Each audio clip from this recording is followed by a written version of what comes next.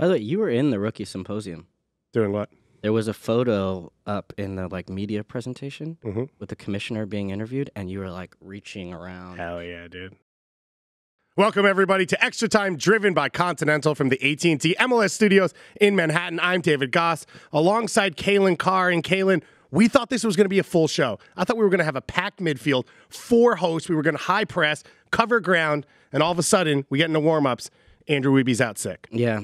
Matt Doyle, injured ankle. We don't even know what the timetable is. I can't even fathom how Matt Doyle gets an injury like a rolled ankle. This is one of those things where you show up to preseason camp and you're like, oh, we had a visa issue, but only from the best places. Yeah. You know, it's in Brazil still. It's have trouble getting in. And you missed the fitness test. You missed the double days. Oh, the no. beginning part. And then you're like, oh, hey. I'm here for shaping when we do warm-up So games. well played, Matt and Andrew. So with Matt Doyle, I'm thinking one, fell off a treadmill. Because he doesn't do contact sports. That sounds unlikely already. Potentially. My second theory was almost stepped on one of his cats, had to make last-minute adjustment. Way more likely. Probably has a bunch of stuff on his floor, slips, rolled ankle. He's Probably off has his a feet bunch for of stuff 3 on his days. floor. What do you think? Maybe old VHS tapes of 1997 San Jose Clash. Stacks of old newspapers and magazines in Doyle's apartment. Okay. Stacks of it. Of just remember this one time the San Jose Mercury mentioned the San Jose Clash 40 years ago? I've got that newspaper in my apartment. That's my guess about Doyle. Wow. For Weeby, apparently, stomach thing. I think you're supposed to stop at that. You're not supposed to describe more because then people can imagine what he looks like doing all those things. So we put in a request for a pool goalkeeper because of this emergency issue, and someone at MLS player personnel, I don't know, Aleko Eskinmarian, something like that, he denied it. So we don't have that to go in. We already used Darius Barnes. We already used Darius Barnes. We were going to try and pull an emergency player up from our USL team, but apparently that's also been denied. So, Calen, it's us, baby. Dude, I was just at the rookie symposium, and there's hungry players there. I could have brought 1 or 2 back, helped out. I'm not sure all of them are going to get signed. I'm hoping, at least my group. It was me, Andre Akpan, and Pat Ayani, and we had a little group. So we were like, hey, guys, we need, I guess Brendan Aronson was in that group with Pat last year. So we need, a lot of success from that group right So now. 2 things. One, we will have Matt Doyle on the phone later on. We're going to talk U.S. soccer. Of course, Brian McBride hired as GM, and a lot of stuff going on at the youth ranks. You remind me of that because Patrick Ayani, U.S. U23, U20 legend. Absolutely. Also, speaking of up-and-coming, who's your next up-and-coming media star from this class? Well, I don't know about media, but who's going to be the one who's going to be the one who does interviews and we're like, that guy's a legend? Well, honestly, the kid I was most impressed by, and he's actually not a rookie. He already played, but he was in my group, was Edwin Cerrillos. FC Dallas love. FC Dallas, yeah. He very mature, and he just had, I don't know, there's just something about quiet, confident, and he was actually, the really cool thing about this rookie symposium is you get such a good opportunity to get to know these players. He missed it last year, I guess, but came in, but his insight was way more valuable than anything that I was providing. Nice. He was talking to guys about what's it like to be in the locker room, and then we had a whole bunch of people from the Players Union as well as MLS side. So, it was, like you said, Aleko was there, but then the Players Union That's why he was denying Luis Robles and Nick Raimondo, Nick Lima, Joe Cannon, Jimmy Conrad. We had so many players there that were able to give their experience and really help these kids start off their career. So it was a cool thing. A lot of goalkeepers. Goalkeepers Union. Not usually the people you want to take advice from, right. but in this case, these were the wisest ones we could find. Well, I look forward to welcoming you into ETR season preview for 2031 and having Edwin Cerrillo be our guest host. Dude, he's big things this season, Edwin. Let's go. Speaking of big things, we need to talk a little bit about, I guess not big, the little P, Chicharito, the Mexican national team legend.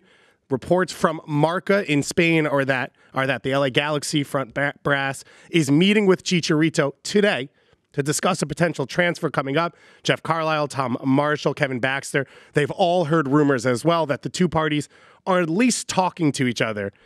And this is massive. Yeah.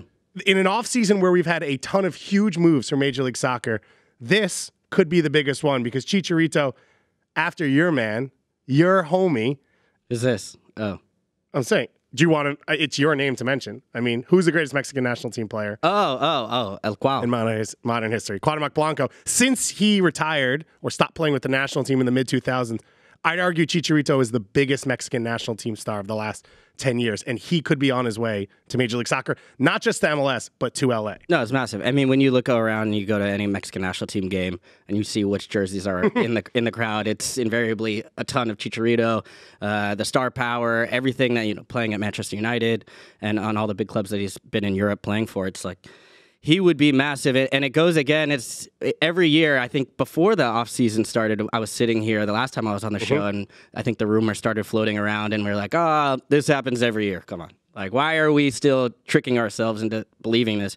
But this is starting to smell like it might happen. And for the Galaxy, it's the logical place. It would really, I think, as last year, El Tráfico for me was the story of the season. Zlatan leaves. You wonder how it's going to sort of how it's going to exist in the next iteration. Because as a whole, it was huge, but it really came down to Zlatan versus Vela individually in the last matchup. Of that was the theme, that was the storyline. Them being quoted about each other, them facing off against each other. Absolutely, but now this has a whole different vibe to it. Oh right? My God! Because you have the two Mexican national team biggest stars with Vela and Chicharito going at it in LA for El Tráfico. I think that would be amazing. Jonah Dos Santos a part of that as well. It would be a huge move for Chicharito, 31 years old, has only started 4 times at Sevilla this year where he signed from West Ham, and he said specifically playing time is a reason I'm going to Sevilla. He hasn't gotten that playing time. 31 as well. You're still in your prime. You can still do some damage the next place you go. He still wants to be a part of the national team. Tata Martino has called players up from MLS. He respects the level in MLS. It seems like now is the time, and I think in December, we all were like, but then you hear LA, you look at the roster, you look at his age, his profile, and you think, this actually is extremely realistic. Well, and you look at what happened with Carlos Vela last season. Like, I think that really plays a big role into his perception or the perception overall. And these things tend to have compounding effects. And you mentioned Tata, but I think also Juan Carlos Osorio before that, bringing Vela to the World Cup and his success there. And then you look even behind that, where you say Gio came early, right? And then Jonah came, and then Vela comes, and all these guys are friends, and they share experiences. You see what's happening. You see how, frankly, just how happy Vela is, how he's enjoying his football, he's playing his best self. And for a guy that's maybe falling into a situation outside at his club where he's not playing, he's not getting that ability to really be that leader, that guy who's going to get all the goals. This becomes more and more appealing. And LA Galaxy have built a team that is just missing a number 9. They have guys, obviously, in Christian Pavone, who might be the best winger in the league. And now they bring in Katai, who's an experienced creative player. They've got Jonah Dos Santos. They've got Corona. They've got Leggett behind you. They need a guy who's just going to pour in goals. They don't need a guy to do a lot more. Yep. That's why Chicharito here, like this fit. If he had gone to Chicago, which was the other big rumor, he would have been... he would have to be the Lodero. He would have to be the Almiron, where everything goes through him. He's the one you play through. That's not who he is. This is who he is. And if he shows up in LA, if he's healthy this year, he's scoring 15 to 20 goals easy in this group. I agree. I put it north of 20. I think 20 would be the mark, but I think he can go above 20 this season just based on his quality. When you look around, you see Joseph Martinez, you see himself, Vela. I think that group will be probably leading the goal-scoring charts next year if this does happen. And if you look at the balance on both sides from Katai and then Pavone, the one thing they needed was a number 9 that had a high work rate, but didn't really need to stretch to the wide areas because they're going to be handling that. But his movement, his tenacity in the box, he would be the perfect number 9 for what the Galaxy need with that system. Not just off the field, the marketing ability, but on the pitch, his profile as a player would suit that system very well. You mentioned the off the field stuff, the popularity. LA, the biggest Mexican national team star, playing in that city week in and week out. And then also he goes on tour. You've been part of the Rockstar concert tour with Cuauhtémoc Blanco. Take us a little bit into what this experience would be like for the LA Galaxy as a club and for those players alongside him if he does come in this year. Well, they're used to it. Right? The Galaxy have the infrastructure, the framework to support that type of player because that's just what that club has always been about. But it was crazy. I mean, Blanco wasn't just in Chicago filling the stadium. It was everywhere. It was actually, L.A. was the biggest reception we had. When we got to LAX, it was like hordes of people at the airport who found out what time our flight was arriving. And this is after Blanco had been in MLS for it wasn't like a new signing or a player announcement. This was just, and that was the way it was everywhere we went. People at airports leaving their jobs, quitting their jobs, literally just to go take a picture, like jumping away from whatever they were doing. And then even just around, the craziest part was when we went to Mexico. And I don't want to go too deep into the story, but it is amazing. And we went and played we were at Necaxa, and we were at training one day, and a guy showed up in a Club America Volkswagen Beetle car, and it was painted all over. Yeah. He takes off his shirt. He's got a portrait tattooed of Blanco, just his face. It was super awkward, on his back shoulder. Yeah. And then he had another one of him doing the Aguila celebration. And so he signs he asks him to sign his arm, and he's got this huge autograph. It says Cuauhtémoc. I mean, it's a long name. It covers his entire forearm. And the next day he comes back tattooed. Yes. Had to be done. Which means we are on the verge of bringing another star to Major League Soccer in Chicharito, who could be garnering tattoos. There are very few players in MLS that force people to get tattoos of their name. Chicharito could be that guy. And Calen, one last big question about this. You said 20 plus. You think he's going to be arguably the best goal scorer in Major League Soccer? Well, is my mic on? Hold on one second. Your headphones are out. Oh, okay, good. Hold on a second. I'm all over the place. Whoa. You guys, Andrew would be sick. Matt Doyle has a broken ankle, and now Calen's going to go AWOL on me. I was like, we've only got 2 guys on the show, so I cannot mess this up. Do I think he'll be the best striker in MLS? Yeah. No, I think Joseph Martinez. Yeah, I'm not going to leave that one.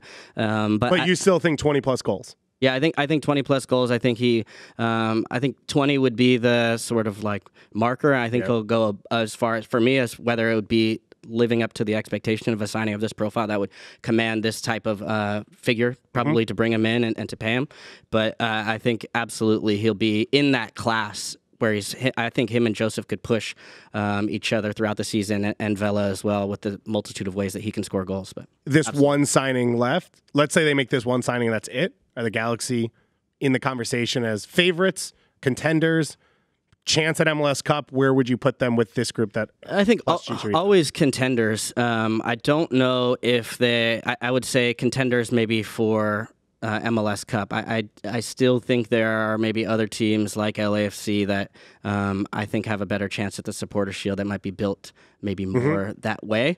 But when I think of even Schelotto being able to imprint the way that he wants to play with this team, he likes hardworking, industrious number 9s that are hungry for goals. He's everywhere he's had that ability to bring that out of him, and then be able to add these nice pieces around it. His team and his vision is starting to really take shape. It was very difficult, obviously, when you have a guy like Zlatan who scored in Serie A, by the way. That guy's pretty good. Yeah, but he was the opposite of that in a lot of ways. And I think even in the locker room, Chicharito is more of a soft-spoken guy. I think he leads maybe more by example, his work rate. But Zlatan was such a big figure that it all kind of had to fit around him. So even in the locker room, I think this could make this team a much better team as the way it functions throughout the season, which is super important. You mentioned it with GBS. Coached at Argentina, had true Argentine number 9s, guys that work hard, don't need a lot of the ball, and then score goals. That's Chicharito to a T. This could be really special. This could be really exciting. But don't just take our word for it. Let's talk to the man himself, Paul Tenorio at The Athletic, a little bit more about Chicharito and what's going on around Major League Soccer. Paul, thanks for coming on. Thanks for having me, guys. And we have established on ETR that if you say something, it's a report. Of course, if Sam says it, it's a rumor. So we are here for all those good reports, Paul. And let's start with what we've been talking about the entire show. Chicharito, we said it, the largest star of the Mexican national team, potentially coming to MLS. We discussed it as if it was going to happen. Paul, could you maybe help us a little more on details of what actually is going on? Sure. So from what I know, there are representatives from the LA Galaxy in Spain right now trying to finalize the deal. And that is significant because going back as far for me personally as 2015, there have been reports of interest from MLS teams in Chicharito. When I was in Orlando City made a run at him in 2015. There have been connections with the LAFC and the Galaxy before, Chicago Fire last year, and for the most part, that was kind of one-way interest. Chicharito was much more interested in staying in Europe and continuing his career there. Now every indication is he's willing to talk and he's willing to come to Major League Soccer, and it's going to come down to the finances. How much money are they willing to pay? What will the personal terms look like, and what does the transfer look like? I'm a little bit surprised that it's the Galaxy, but only because every indication I had last year and even after the season in the late fall was that the Chicago Fire kind of had Chicharito. Taylor Twellman described it as discovery rights on Chicharito. That's not what it was, but it was kind of let's say the league would benefit from Chicharito being in Chicago for the relaunch of the Chicago Fire brand. And I think other teams kind of that might have had interest heard that as well and were kind of hands off. So credit to the Galaxy who said, you know what, we're going to be aggressive and go get this deal done for us, for LA. With the rumors around Chicago, the interest, and in some ways the void that's still there waiting to try and figure out who they may sign to help usher in this new era going back to Soldier Field. What are you hearing out of Chicago? Is there any movement? Is there any other signing? And what type of profile of signing would they be looking for? I know the technical staff is very experienced in Europe, but with Chicharito being a great example, and then Blanco before him, what type of signing do you anticipate them making? Well, it's complicated. First of all, this new front office has a very limited amount of time to put together a good majority of a roster. And, when Nelson Rodriguez finished up last season, he kind of said, I did this on purpose. I wanted a new GM to have a blank slate to work with, have a good cap situation, which on one hand is like a nice idea, but on the other hand, it's very difficult to sign 3 designated players and multiple TAM players in one window to have a team ready to be competitive at the start of the season. From what I'm hearing from sources around the league and in Chicago, they're looking across the board. They have 3 DP spots to fill. They obviously have multiple TAM spots to fill. They're looking certainly in Europe. I think there is a profile of an Eastern European player that they believe could do well with the Chicago market, but also that in positions they think could translate well in the league. That's at that number 6 spot, especially. I think they may end up looking for a center back. They're certainly in the market for a right back. And then, what do they end up? The big question is, what do they end up doing at the number 10, the number 9, and at the number 7? Those are 3 really important positions, all of which are going to require some spending. And do they look to Mexico, to Latin America, to try to put some butts in the seats as well as to change the on-field results? Maybe. We've heard a lot of different names connected. All of them, the bigger names, are big money players. And I think that's important to know about Joe Mansueto.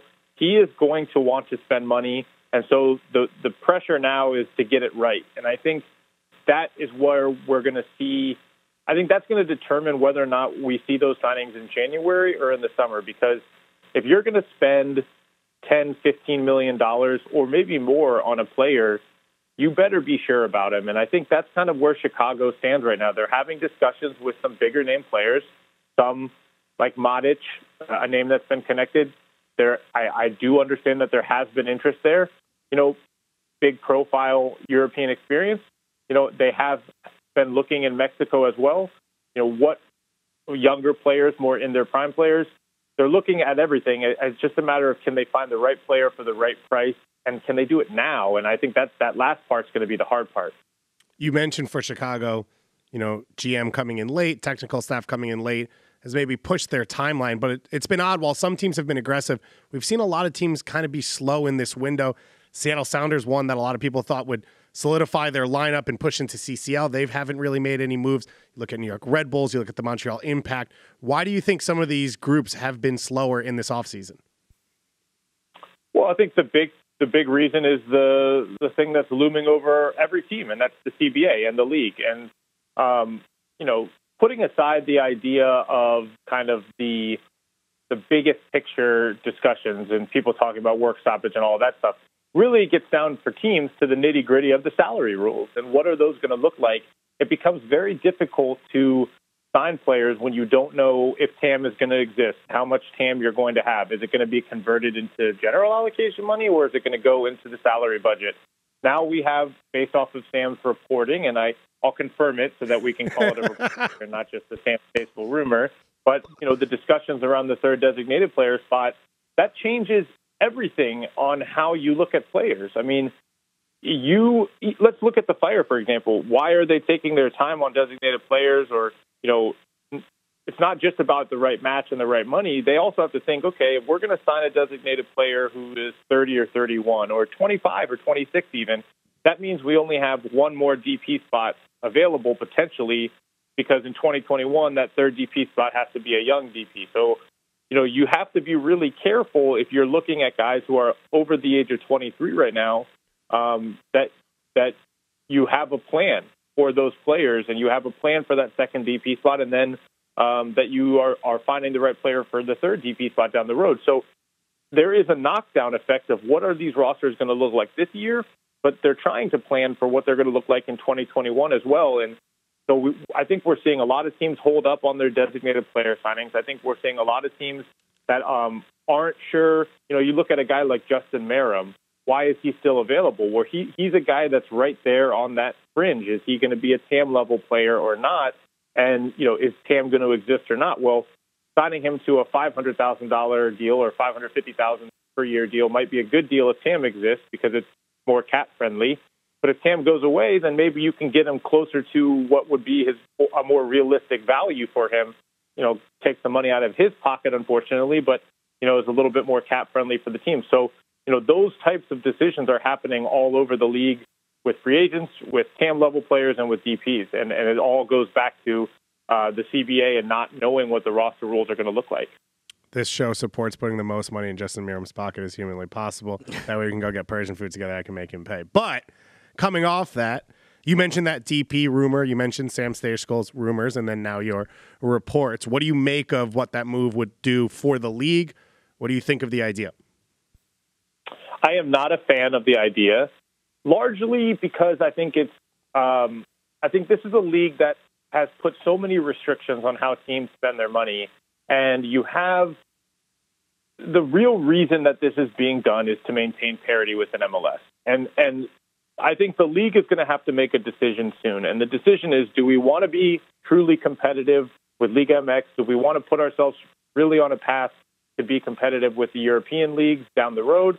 Or are we more concerned with whether every fan base feels they have a chance to win an MLS Cup at the start of a season and throughout a season? And I think they can dress it up how they like, but the reality is this is a way to limit the highest spending teams and how they spend their money. And it's done to benefit the teams who aren't able to or willing to spend as much until they see their revenues go up. I think ultimately it would be bad for the league in the long term. I think taking any type of money out or restricting those three designated player spots gets you into dangerous territory of having to turn down a signing like, for example, Chicharito, because you already have two DPs who are over age, quote unquote. How would that be good for the league? I think you look back at some of the better teams that we've seen in this league over the last decade. Was the LA Galaxy with Landon Donovan, Robbie Keane, and who was the third DP? David Beckham. Omar Gonzalez at one point was the third DP. You look at Toronto FC, Sebastian Jovinko, Michael Bradley, Josie Altidore. Was that team bad for the league? I don't think so. And so I just think it's an attempt to create parity at the sacrifice of the bigger goals for the league. And, ultimately, I think it's we go down to this discussion every year about the playoffs and what the format looks like and how many teams are getting in. As long as the playoffs exist in Major League Soccer, it doesn't matter how much. Every team is going to have a shot at MLS Cup. Every team is going to have a shot at MLS Cup because, especially right now when it's a one-and-done postseason structure, all it takes is one bad game at home, which LAFC experienced last year, and now all of a sudden one of the highest spending and best teams in the league is out. So, I think the playoffs themselves create a level of parity that will keep every fan base interested, and you can still support the owners who want to go and spend aggressively. Paul, you started the reporting that Inter Miami might be bringing in a big designated player over the next few days, weeks, in Roger Martinez from Club America, Colombian international at 25 years old, at a pretty big number. We've heard a lot of reactions since then, including on this show, where I am wildly in favor, and everyone tells me that I am hyperbolic about it because I'm extremely excited. Do you think this gets done? But more importantly, what do you think of the reaction of what it means for Inter Miami? Because the names people had us talking about on this show for the last 12 months were Luis Suarez and David Silva and Cavani, all of these on the back ends of their career, but major international stars, mainly coming from Europe. Roger Martinez at 25, coming from Liga MX, isn't that profile. Yeah, I mean, that's the biggest problem that Miami suffers from, is the expectation for Miami is to have the very biggest names that you could possibly have in MLS. And, it starts with Messi and Ronaldo, and everyone convinced themselves that Messi and Ronaldo were going to play together in Miami. And so every other player seems like peanuts, right? And then you, like you said, you rattled off some of the names. Cavani early in their first kind of off-season, the beginning of last year, and David Silva has been the name that's been, battered around most recently. And, every single possible name. I mean, I put together a list at one point because I was going to do an interview with Paul McDonough. And I just read off a list of like 15 megastars that I found on a cursory Miami MLS Twitter search were linked to be in discussions with Miami, because it's that ridiculous. And most of them are not true. Of course, there's different levels of truth. Some of the players Miami had discussions with about the possibility of it.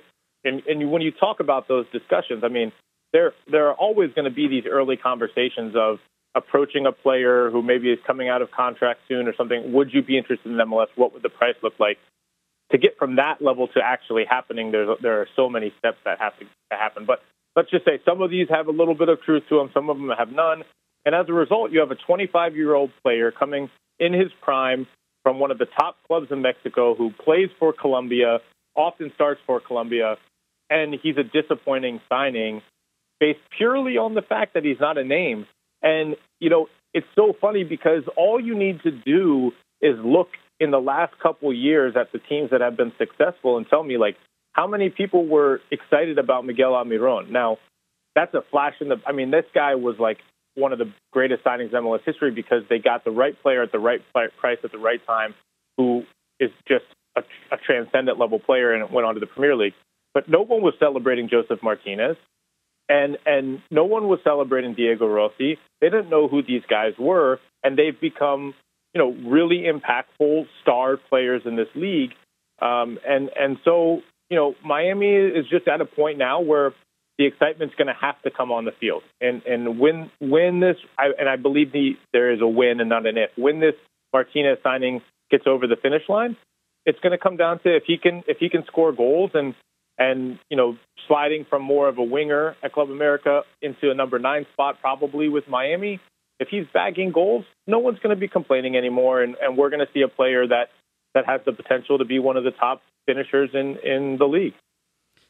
Looking at Miami's roster overall, they have been maybe more on the wait-and-see side as well, and you talked about a number of reasons that potentially that could be a part of that makes their transition a little different than other expansion teams.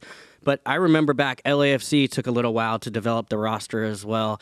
Do you see them trending more that direction, or do you think that maybe the expectations overall should be tempered a little bit for this club?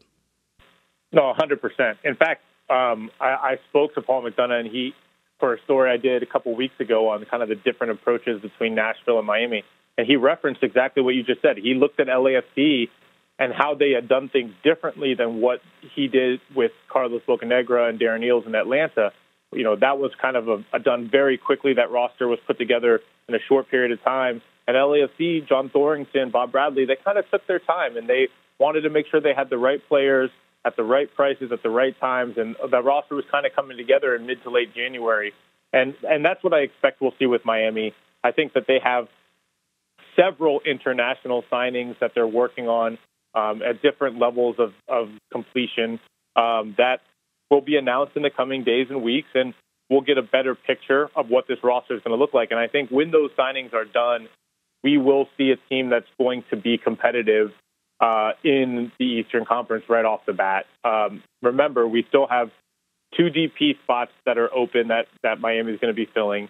I know they're working on multiple TAM signings that are going to be a part of this roster. You know, a lot of the starting lineup, I believe, is not yet on the roster, has not yet been announced, a good chunk of the starting lineup. So I think we'll be talking about this Miami team differently by the end of February than we are right now, because I do expect to see kind of a flurry of announcements over the next few weeks. Extra Time has a lot of TAM signings, but we only get one designated player, and that is Paul Tenorio of The Athletic. Always bringing the good stuff. Paul, thanks for coming on. Thanks so much. You can only say that when Doyle's not on the show, because then there's the other DP right there.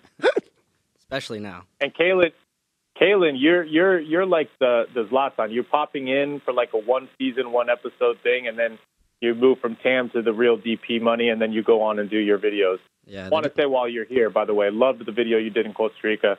My people, they deserve more attention. It was awesome. If you haven't checked it out, people listening, go check it out. Boom. Love it. Pura Anders, vida. don't cut that from the show, man. Pura vida. There it is. Thanks so much, Paul, and have a good one. Thanks, guys. Thanks, Paul.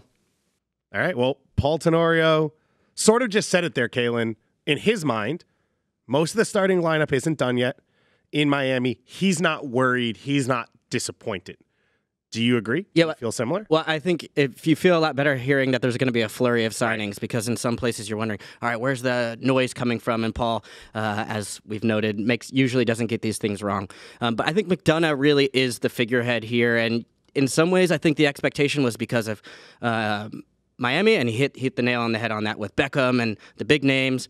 But then you also think maybe it's going to be exactly the way he did it with Atlanta.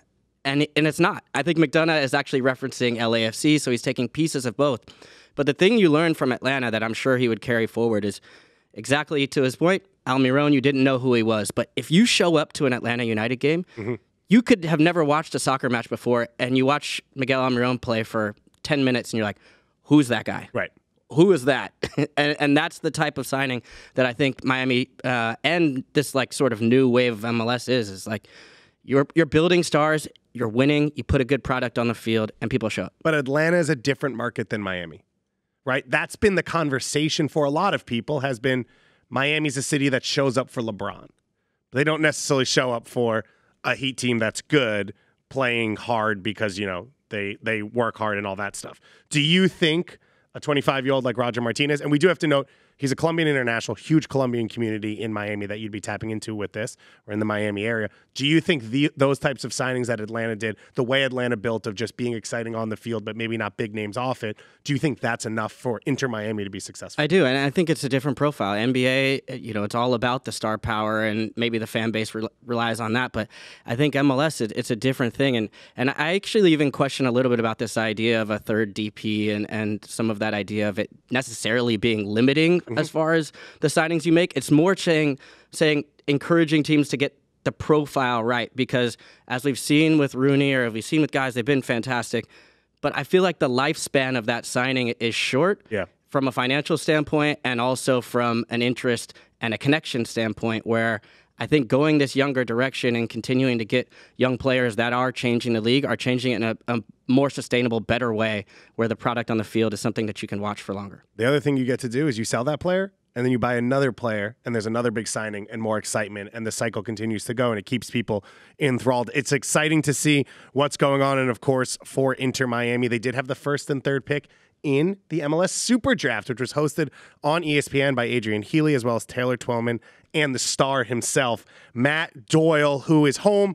Cortisone shots have been had. He is going to gut through this Willis Reed style to come on this show and assist us. Matt, you're a legend. Thanks for coming on. I am having my Willis Reed moment, I guess. I'm toughing it out. No cortisone shots were necessary, though. What people don't know is Willis Reed hit his first 2 jumpers, didn't play the rest of the game. Walt Frazier won that game. Clyde the slide. But going back to this other thing, we did some rumors at the beginning of the show. They were from Sam Stagekuhl, not Paul Tenorio, so they're rumors, not reports, about how you got injured. I said fell off a treadmill or tripped because you were avoiding your cat and you have a very cluttered apartment. I don't know that. I'm just speculating. How close was I to the reality? Well, on Saturday, actually, I was on the treadmill, and I did nearly fall off. So I avoided disaster earlier in the afternoon, but no, the injury was a late night, mildly inebriated, trying to relive one's youth in the pit type of injury, and it didn't go well. Stuff you can do at age 23, you shouldn't attempt it at age 43. Awesome. So normally you have this player can't ski in their contract. For Doyle, it's no moshing during season. That's amazing. I was going to say, my third guess was don't walk and tweet at the same time. Man. Yeah, that's actually would have been a solid one. Yeah. Doyle walks into the street while tweeting fire takes about a Superdraft pick Yeah. and potentially Honestly, gets I feel hit by a like car.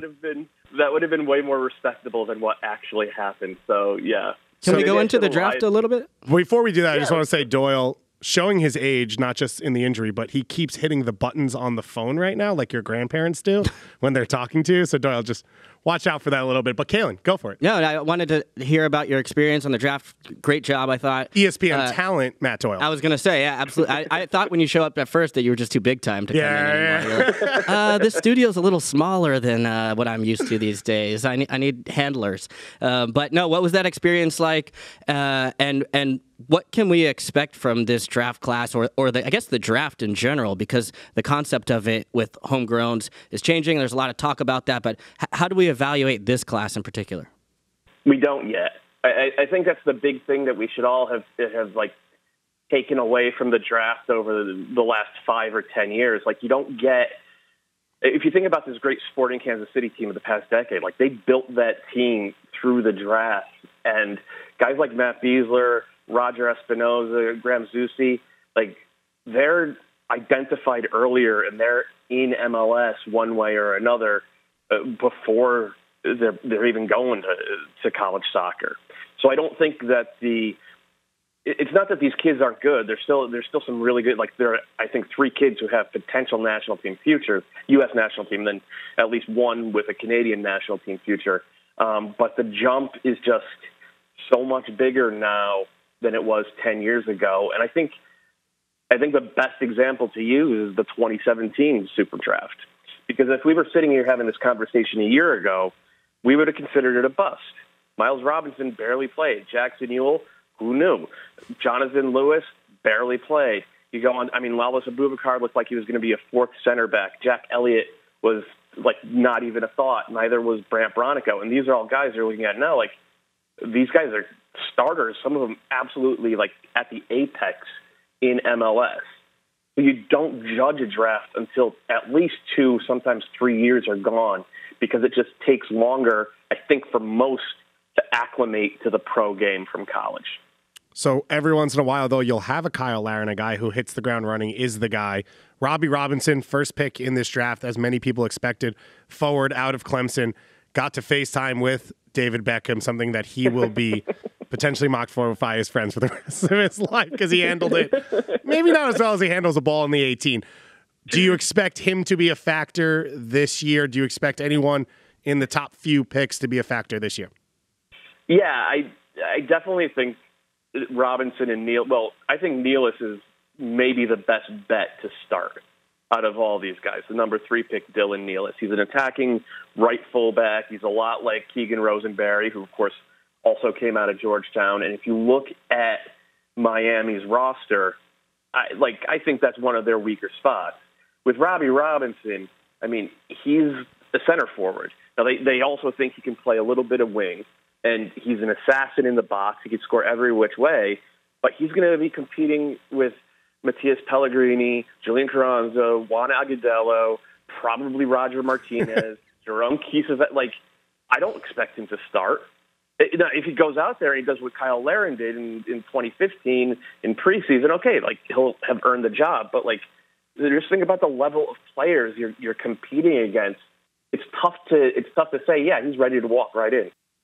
We saw Daryl Dike, a Generation Adidas signing who had a lot of buzz, drop a little to the 5th pick. Saw Miguel Berry drop to the 7th pick. Is there anyone lower down that you're excited about or you think, I guess this is hard to say and not fair, but would be the next Julian Gressel? I mean, it is tough because what Gressel did in 2017, you don't see that anymore. I think relative to the position, again, Dylan Nealis can maybe be like an Andre Shinashiki, last year's Rookie of the Year. He could be like that type of player where he walks in and gives you 1,800 really good minutes and looks the part of a professional player. I do think Ryan Raposo, the Canadian winger who went number 4 to Vancouver, he might have a chance because, Vancouver, they're going shopping, but we all know they're not going to go shopping to the extent that like Miami or Atlanta are. And they're very light on wingers, and this kid can play. If you watch him in the open field, like he is just a lethal finisher, really quick, can pass the ball as well. So he has a chance. And then DK is the interesting one to me because I just love big target forwards who can play with their feet. And like DK checks all those boxes. He reminds me actually of like a young Connor Casey from 20 years ago. And Connor Casey, for those who don't remember, like when he was a kid, after his freshman year, I think, at college, he went and signed in Germany, and he was tearing it up in the 2 Bundesliga, and then he would start to get minutes in the Bundesliga as a youngish guy, and then the injury sort of hit and robbed him of his athleticism. I think DK is that same type of guy. He's a monster with his back to the goal, but he's got good soft feet. He's got patience. He creates plays. What he doesn't do, and that what Robinson does, is like he's just not. He's a little too passive in his runs in the 18. Like he needs a little bit more Joseph Martinez in him. He needs to get to the near post. Just work. I don't want to say work a little harder, but like go with a little bit more conviction and do those striker type things, those number 9 type things. If he does that, he might win a starting job as well. And then one more I'll shout out. Go ahead. Patrick Segrist, the left back from Marquette. I've seen him play once. I don't know if he's good or bad, but he got drafted by the Red Bulls, and they traded to draft him. And nobody works harder at making their draft picks into professional players than the Red Bulls do. So if they actually traded up to get this kid, that tells you they think they see something there that they can mold into probably a starting caliber MLS left back. And by the way, Kamar Lawrence, not very happy this winter. Yeah, so much of it does still depend on where you end up landing. And DK is going to have a lot of options, maybe not a sure one, but obviously with Dwyer still going to be there. Yeah. They got Benji Michel, Santiago Patino at a nice moments in his rookie season as well. Interesting aside here, I saw that 4 of these draft picks, Raposo, Alistair Johnson, Niall Higgins, and Dayon Harris, all club teammates. They all played on the same club team in suburban Toronto. Yeah, they're from Vaughan Soccer Club, so that's pretty impressive. I asked Alistair if they just crushed teams. Yeah, they did. This team 4 first-round draft picks from the same club. I mean, I think it's the historically like Italian neighborhood outside of Toronto, and it's like a soccer legend. I thought you were going to say something about Cal, so I'm really glad it went that way because I was like, ugh, I forgot that he went to a college he cares about. Blah, blah, blah. Doyle's just out here repping Georgetown the entire show. Doyle, with your injury, we've had you become a reporter for a few minutes. You went on a conference call with U.S. Soccer to announce Brian McBride, a great center forward himself, to be the new GM of the U.S. MNT under Ernie Stewart, so parallel to Kate Margraf. What did you learn from this call? What's the role? How do you think McBride fits in?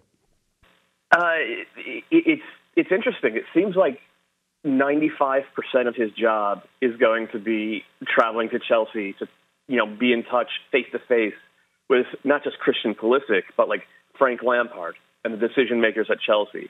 And then you travel to Schalke, and then you travel to Dortmund, and then you travel to Werder Bremen, and you just make the rounds. It's going to be like a full-time on-the-road type of job for Brian McBride to make sure that the lines of communication are open and that when Greg Berhalter needs to call in his best players, that there's no pushback from the clubs. And I went into the call pretty skeptical because, like, why would you be anything but skeptical when it comes to U.S. soccer these days? But I came out like pretty assured that there seems to be a vision in place to make things function more smoothly. And whether or not Brian McBride is the right guy for that, obviously it remains to be seen. But one of the things Ernie Stewart was kind of hammering on was like, look at this man's credentials. We saw him score goals in 2 different World Cups. He was captain for the U.S. national team. He was a captain for Fulham. He's been captain in MLS. Brian McBride could walk into the front office of any club in the world and sit down and have a face-to-face meeting and look anybody in the eye, and they'll do the same. So I think that actually made a lot of sense to me. What I was surprised by is with the org structure now, Greg Berhalter reports to Brian McBride. It's Ernie Stewart at the top, Brian McBride under him, and then Greg Berhalter and the staff reporting to Brian McBride, who's going to have the majority of responsibility, it sounds like, for also hiring youth national team coaches and then making sure that the style of play sort of filters down. This was big. It kind of snuck under the radar, and we all wondered what's going on. But it felt like certainly a major step in Ernie Stewart's tenure as sporting director, and maybe one of the defining moments of this half decade for the U.S. national team. Because if this doesn't work, then we're right back where we were 3 years ago. Yeah, but at the same time, Doyle, the way it's set up, it was too much responsibility on a coach. And that was one of the things with Klinsmann was, well, he failed on the field, but now all of a sudden your entire structure is broken because one person got fired. And you look at the best clubs and FAs, and there's people above coaches who keep consistency, and coaches are allowed to focus on winning. And that's also what Greg Berhalter does best. He's a tactics guy. He's not I'm going to change the structure of the game in this country for 50 years to come guy. I think you're absolutely right. Though I do think that Berhalter's vision for how he wants the team to play aligns with both Ernie and Brian. Just going off the comments from today, and obviously the stuff that Ernie has said in the past, and to a lesser extent, the stuff that McBride has said in the past. And I absolutely think it was the right move to have this sort of stratification and some clarity and specificity in job descriptions. I'm just surprised it happened in the way it did. And with a relative lack of fanfare, just at the start of 2020, okay, here we go. It's a totally new organization. Good luck. It kind of caught me off guard. So Doyle is shocked by competency that has occurred. One of the things you mentioned was McBride will be in charge of hiring youth national teams. About 2 weeks ago, Jason Christ was the only youth national team coach on the boys and men's side from U12 all the way through U23. Now Anthony Hudson has been named U20 U.S. Youth National Team manager, and there's rumors Larry Sunderland could be announced as the U17 national team coach to replace Raphael Wicki, who went to the Chicago Fire. What do you think of the rumor and Anthony Hudson, and what do you think of what McBride's going to do down the road with these youth groups?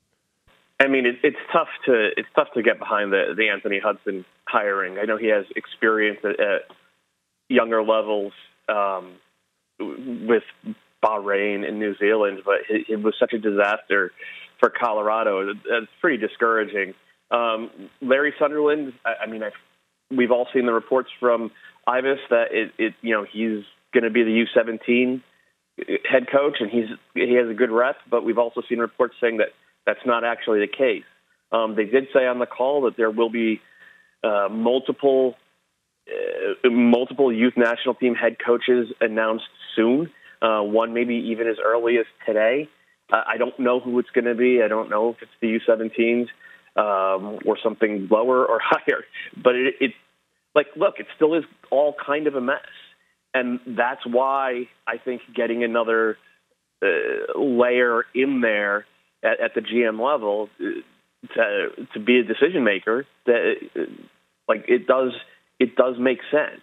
But it also feels like, boy, we've been just sitting on the bike, sort of pedaling in the same spot for a few years now. I think Sunderland would be a good hire, and McBride would know him well because Chicago guy was in the Chicago Fire youth staff when both of us actually were playing for the Fire. So those two will know each other well. But I think that's another part where McBride has this sort of breadth of experience. Of course, the credibility from playing, but I think the breadth of experience and relationships both abroad. It's rare to find somebody that's going to understand the youth level and all of the youth coaches in America, as well as be able to walk into a Chelsea and talk to Frank Lampard. Those are two very disparate worlds. So I think McBride being able to kind of mesh those two things together, the role seems to fit. The next big thing coming forward, Doyle, last thing, and then we'll let you go nurse yourself back to health for a little bit more before we see you here on Thursday. Because, Doyle, I'm leaning on you right now. Right now, I think it's you and me for Thursday. So we'll see. Maybe we'll go ESPN and just get you the helicopter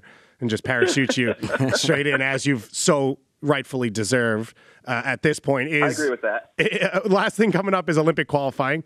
We got the draw at the end of last week for the men's side. The women's side starts in about 2.5 weeks. That'll be at the full national team level. On the men's side, though, U23 competition for qualifying. The U.S. has not qualified for the last two Olympics. They got drawn into a bit of a group of death in Group A with Mexico, Costa Rica, and the Dominican Republic. Just take us through, because we got a bunch of questions in the mailbag. Who are maybe a few of the guys that you think are keystone for this team? How are they going to look? How is qualifying going to go? Well, I mean, part of McBride's job is going to be to try to get some of the European-based players, because I don't like with the way qualifying is. European teams are not required to release U23 players. So Christian Pulisic's eligible. Tyler Adams, Weston McKennie. These are all guys who could and should, Josh Sargent, could and should be starters for this team, but who knows if we're going to get them. So it could end up coming down to like a very MLS-heavy type of roster. You know, Mason Toyer, Jeremy Abobasi as the forwards, guys like, Jonathan Lewis and I guess Brooks Lennon as the wingers. You have to kind of go down the list. And one of the things that Jason Kreis is probably going to have to do is get these guys to play with a little bit of a chip on their shoulder. You got to go down to Guadalajara.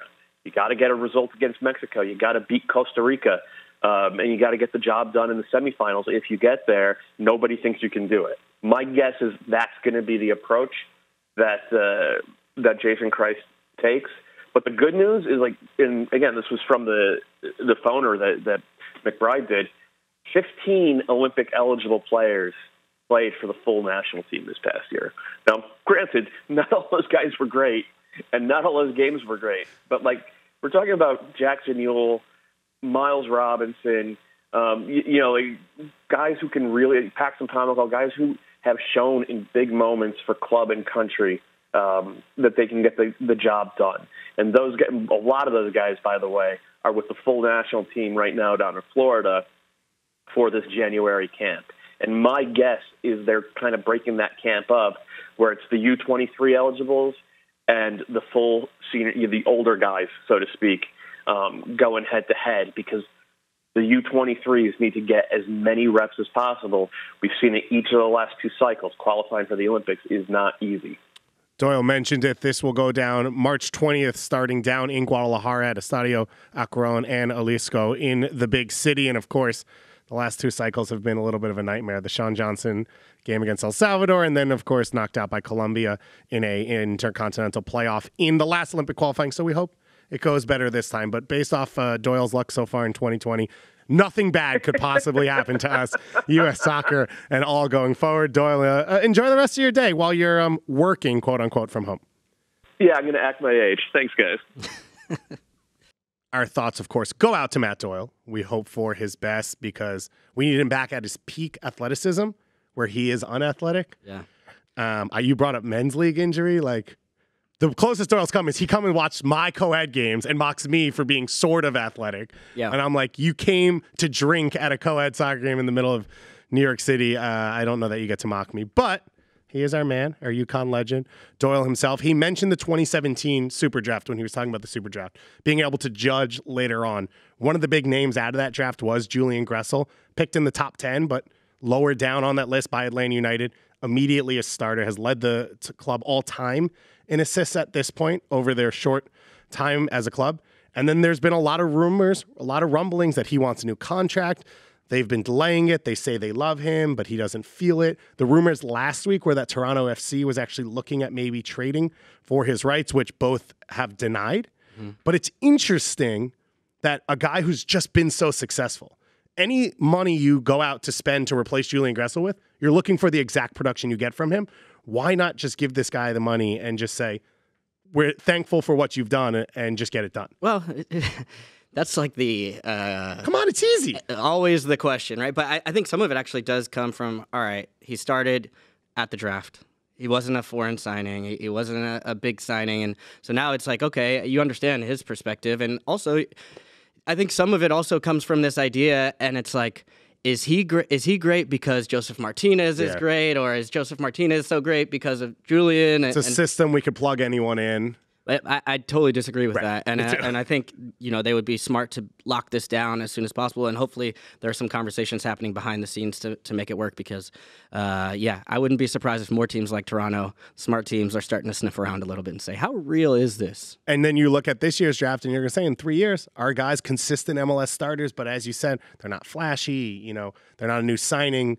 Do they then move and end up somewhere else? That's where you look at a guy like Dax McCarty, who then goes on to be a legend somewhere else. Like, there's still talent in these groups, but perception sometimes affects the way front offices deal with them. For Atlanta United, they've got some work to do.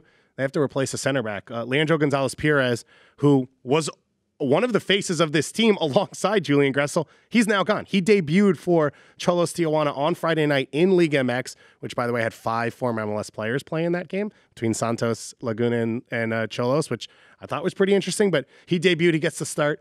He's a huge part of what Atlanta United's done. And then all of a sudden, poof, out of nowhere, it felt like he's gone. Yeah. I think Miles Robinson's emergence right. makes that a lot easier, because this is a guy that you're going to be able to build around for a long time. And as he continues to grow, you just see his importance only growing with that group. And I think some of it also may come down to, I know there was comments, I think in an Athletic article about, it wasn't on bad, he said it wasn't on bad terms, but there were rumors about how happy he was throughout the season. He came out publicly and made some comments as well to voice his displeasure on the system and then where they're playing. I think some of it's pretty simple, right? You have so much success early and you're under one manager, Tata Martino. This is the guy that connects with him, brings him in there. They have all this success, and then a new manager comes in, and maybe the changes don't really go the way you want them to. And then also at times with this young stud coming up and emerging more as maybe the centerpiece of this new system that's coming forward. So in some ways, maybe it made it easier to allow both parties to go in their own way. But Nagbe gone, LGP gone. There are some huge holes for Atlanta United to fill. We know that Fernando Meza, coming from Liga MX himself, an Argentine 29-year-old center back, will be one of the people trying to replace LGP, but it's not going to be easy. Let's talk a few more moves, and then we'll get out of here. BWP, one of the best goal scorers in MLS history, not re-upped with Red Bulls. It's rumored that he will train with LAFC this week to see if that's a signing that they make. What do you think of the Dwayne Wade to the Cavs late on in your career, just ring chasing, being that guy move? I don't know if ring chasing is fair, but I think it's very rare you could say from a player of his age that it is a high ceiling, zero floor signing to me, because the ceiling is that you put Rossi and Vela around him and you put him in the box and you allow his movement and know-how to show, and the floor is literally nothing. I mean, he's going to be an excellent guy to have in that locker room. You know, Bob Bradley's all about culture. He's a guy I could see staying with the organization. I mean, his imprint on a team, we saw the way he handled it with those young strikers with the Red Bulls was immense. And so you see Robles going to Inter Miami, what he's going to bring to that locker room. I think BWP could do that, but it just really comes down to his health. It was last year an aberration where he just couldn't get healthy, and he still has it, or are the health problems serious enough? And that's what these preseason lookabouts are really about getting him in, seeing how he moves, and seeing what it looks like. Of course, his best days under Jesse Marsch. Bob Bradley, of course, Jesse Marsch's mentor, so they'll know each other very well, and that's all for us. We've gotten to know each other very well. Calen, I thought it was a great show between the two of us. We'll try and bring some of the injured party back into the fold if we can get a few minutes of training under their belts over the course of this week, but we'll update you, of course, on fitness levels throughout the press conferences during the week. Thanks all of you out there for listening, for watching, and have a great day.